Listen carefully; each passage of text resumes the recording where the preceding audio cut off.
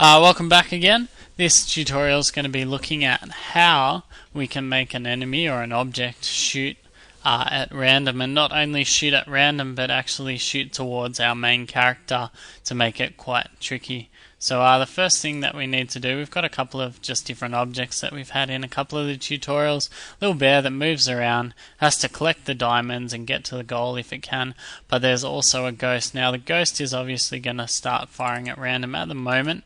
It's just based on the sprite and doesn't have any actions yet. So what we're going to do, we're not going to make it move around and chase us. We're going to give it a new event, and this event's going to be called begin step.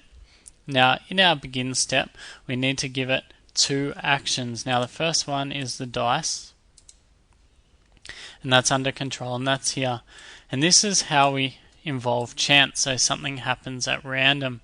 Now if we set it to say 40 sides, it keeps rolling the dice every couple of frames that we're playing the game, and every time it lands on a certain number, it then fires out a bullet or a missile or whatever we're shooting. So for the moment we're just going to put 40 sides. If you had 10 sides, it would shoot very often a lot, and as you will see, you'll see how many it shoots at 40. If you set it at 300, it might not fire that often at all.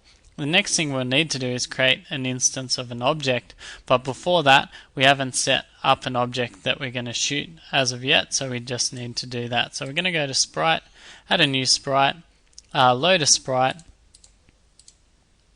We are going to, how about we just shoot this block here. So this block's going to fire out. Not sure how realistic it will look, but we need to call it sprite. We can just name it bullet, sprite, bullet, and then we need to create a new object. This new object will be called object bullet. And we need to have a couple of events. We need to have perhaps a collision event of what happens, which you can set at later, which you should know how to do. Collide it with the person, so if this bullet hits the person, you know, they lose health or a sound plays that they're hurt, but you can do that later. But the one I want to show you at the moment is how we create an event and we get the bullet to move towards the main guy. Now it's very similar as if you had an enemy following you, and we use this one, which is move in the direction of a point. Now the point that we want is object underscore person dot x and object underscore person dot y. And so this way the bullet that gets shot is obviously going to move at a certain speed of 3 towards us, and so you can click OK.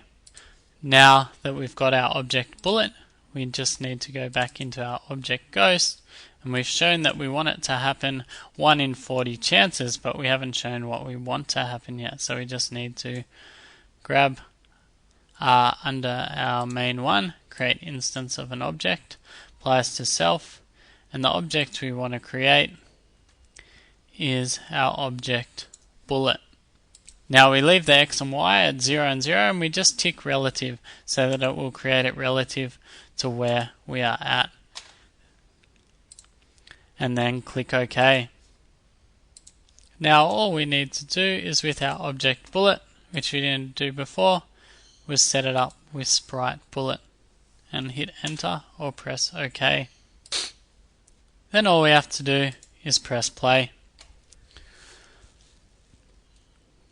Now as you can see, hopefully the ghost will start firing its bullets at me at a random of 1 in 40 chance.